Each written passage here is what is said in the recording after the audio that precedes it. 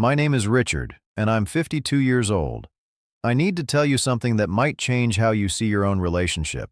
Something that nobody told me when I was sitting where you're sitting now, trusting the person sleeping next to me, believing that the worst thing they could do was break my heart.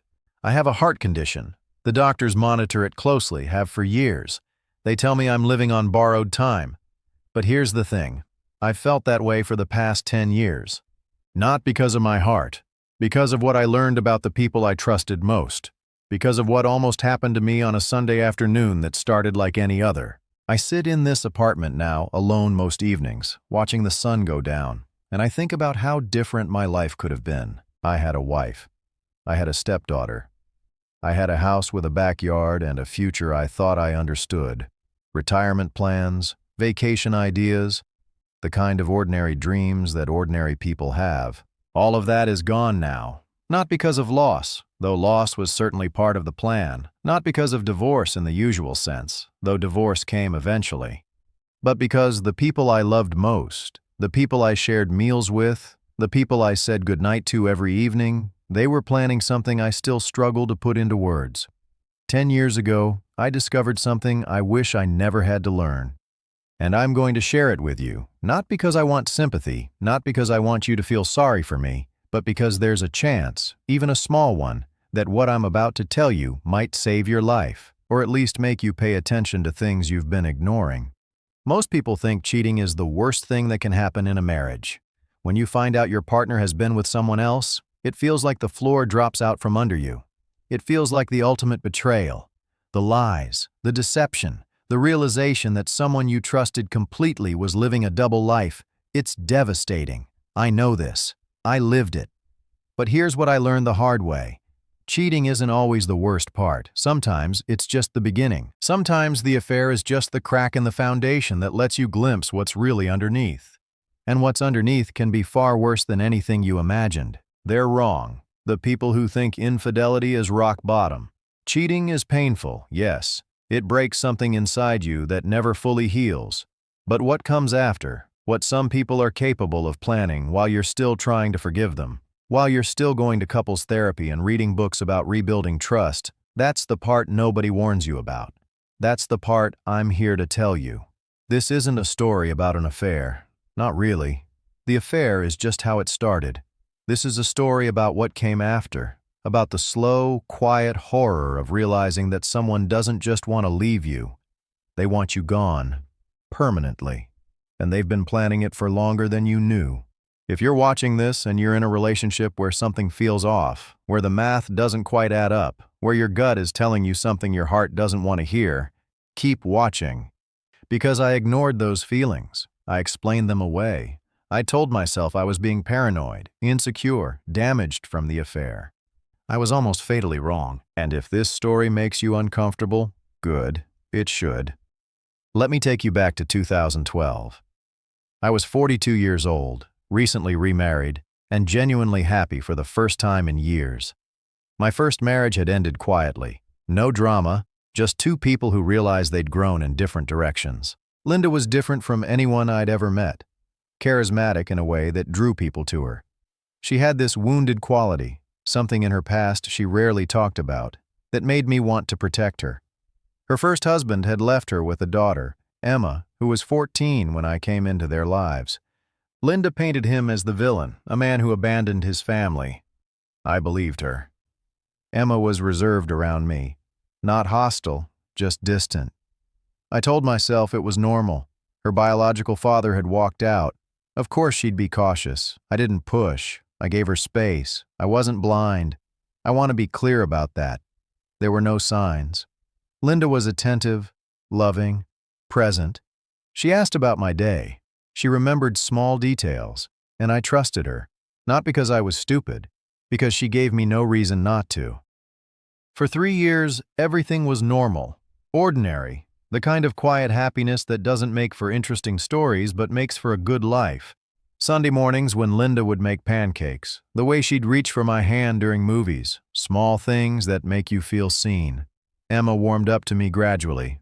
I helped her with college applications. She started calling me by my first name instead of just him. It felt like progress. It felt like family forming. I was happy, genuinely, unremarkably happy, and I had no idea what was coming. The affair started in 2015, or maybe it had been going on longer, and I just didn't know. I found out the way most people find out. A phone left unlocked, messages that weren't meant for me to see. It was her ex-husband, the villain, the man who had supposedly abandoned them. He hadn't abandoned anyone. They'd stayed in contact the entire time, and somewhere along the way, contact had become something more. I confronted her that evening. I expected tears, denials, maybe anger. What I got was something else entirely. She was calm, measured. She explained it like she was describing a business transaction. They had history. They had a daughter together. It had just happened. She was sorry I found out this way. What hurt wasn't the affair. Not really. It was how calmly she explained it. Like she'd rehearsed it. Like she'd been waiting for this conversation and had prepared her lines. I should have left that night. Looking back, I know that, but I didn't. Because I believed in marriage. Because I believed people could make mistakes and still deserve forgiveness. Because I thought we could fix this. We went to counseling. We talked. She cried, eventually, and said all the right things. She ended contact with her ex, or so she told me. And slowly, painfully, I tried to rebuild the trust that had been broken. I stayed not out of weakness. I stayed because I genuinely believed we could survive this. The strange thing started about 6 months later. It was never obvious, never something I could point to and say, that's wrong. It was more like a shift in atmosphere, a change in pressure before a storm. Linda started asking about my life insurance policy. Not directly at first. She'd mention articles she'd read about financial planning. She'd bring up friends who'd been left with nothing after their husbands passed unexpectedly. She suggested we review our coverage, make sure everything was in order. I have a heart condition. I've had it since my 30s. Nothing severe, but enough that doctors monitor it closely. Linda knew this. She'd always known this. But suddenly she seemed more interested in it, more concerned. She'd ask how I was feeling with an intensity that felt off. She'd remind me to take my medication, then watch me take it. Emma changed too. The distance I'd gotten used to became something colder. She'd enter a room and stop talking. I'd catch her looking at me in a way I couldn't read. Not angry, not sad. Something else. Something calculating. There were whispered conversations that stopped when I appeared. Phone calls taken in other rooms. Small things.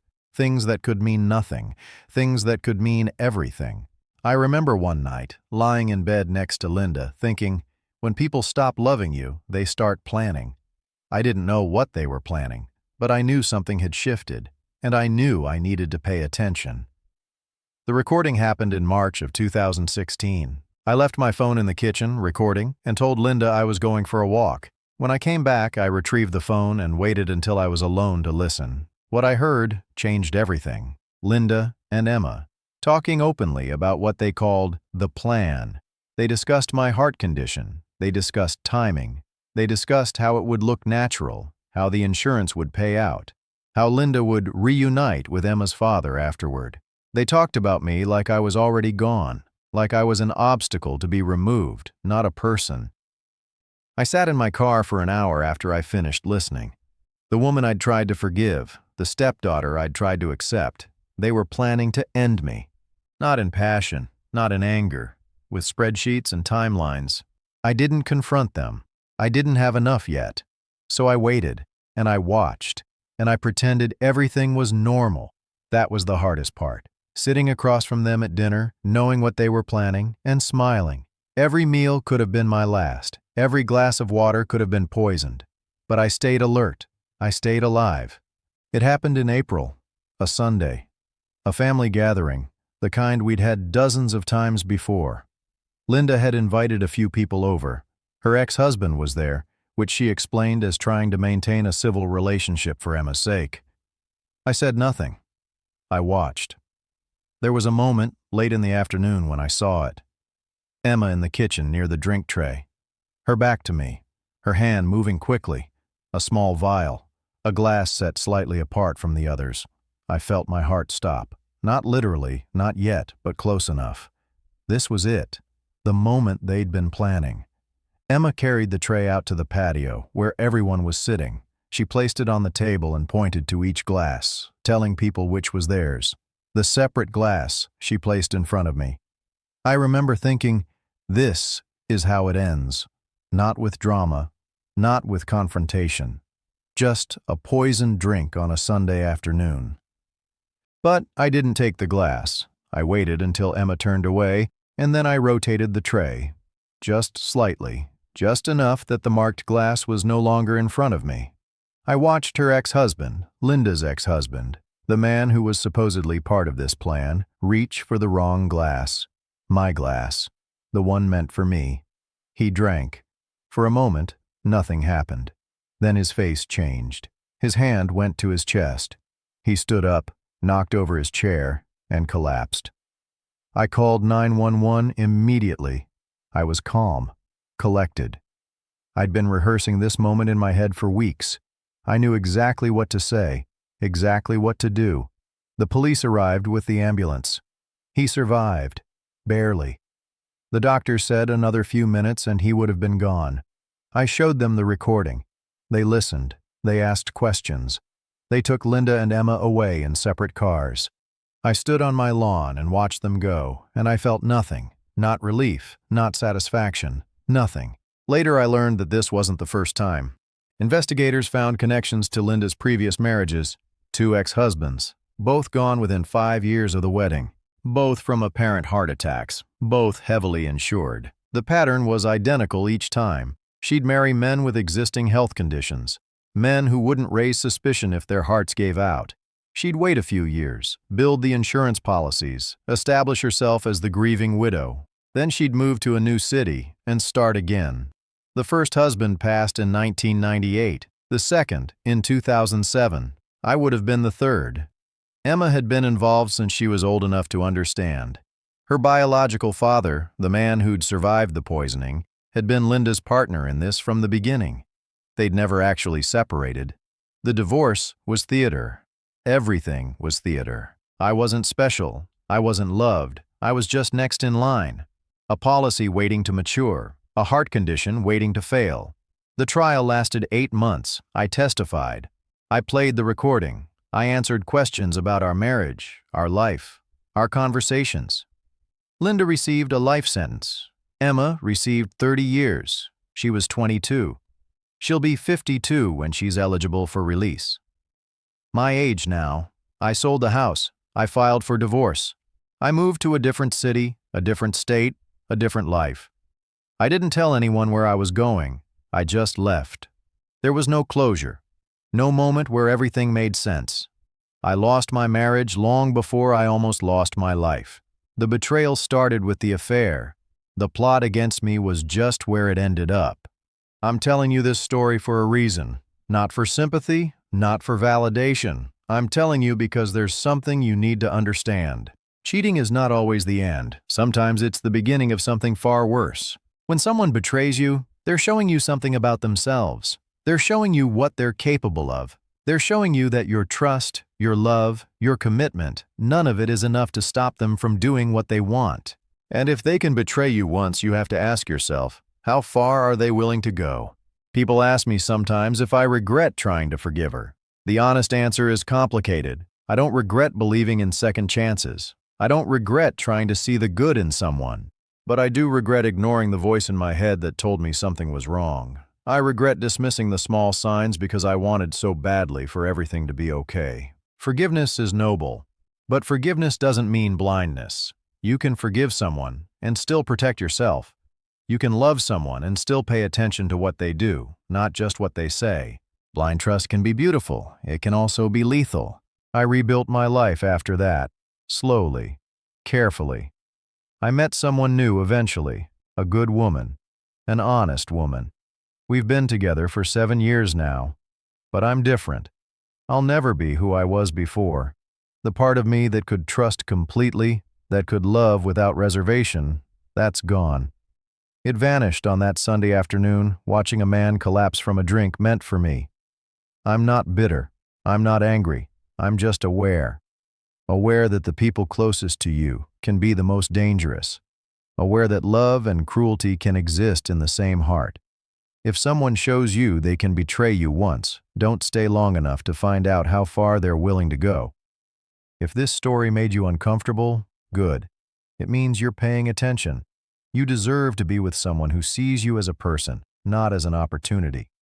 You deserve love that doesn't come with a price tag. Don't wait until you're sitting in a car, listening to a recording of your own ending being planned, to realize you should have left sooner. Go look at the people in your life, really look at them, and ask yourself, do they love me or do they just need me? The answer might save your life.